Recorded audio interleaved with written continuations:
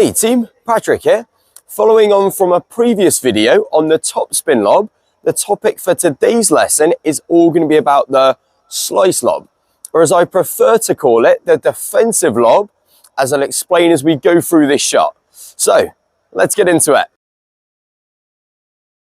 So we're going to use the defensive lob either when the ball is coming faster, like on a return of serve, particularly in doubles, if the ball is lower, or if we're really pulled and stretched out wide, as it buys us time, as our aim is to get the ball in the air for a long time. We want to use our continental grip, the chopper grip, allowing us to open the racket face. We want a racket face that's closer to 45 degrees, allowing us to get under the ball.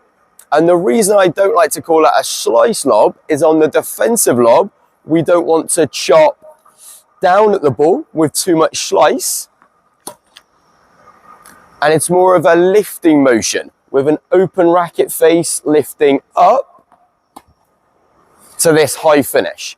So unlike something like a squash shot, we don't want too much wrist hinge, and we want to practice holding this high finish with less wrist hinge and getting into this pose.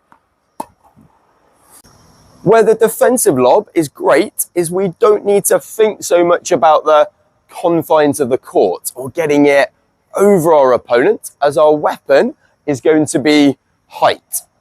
We may only need to land the ball just beyond the service line, but our focus should be to hit the ball really high.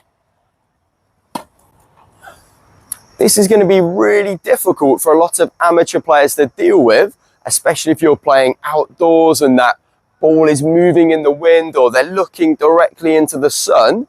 And even if they let the ball bounce and attempt a bounce smash or a bounce overhead, this is a shot that's very rarely practiced. What we do need to think about is lobbing over our opponent's backhand side. So I've set a target out there with the cones over a right-hander's backhand, as generally players will only smash on one side. And we all know that the backhand smash is one of the most difficult shots to play in tennis.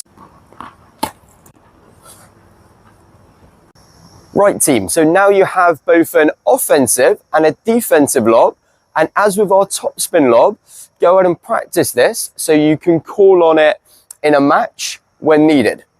Back when I used to compete myself, I always had more of a counter-punching style and was able to frustrate a lot of players that had maybe got into a winning position only to blow it when I was able to put up a really good high defensive lob.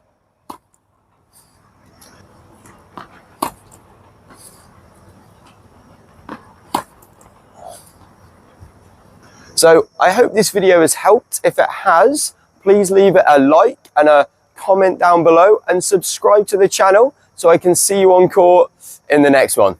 Cheers, guys.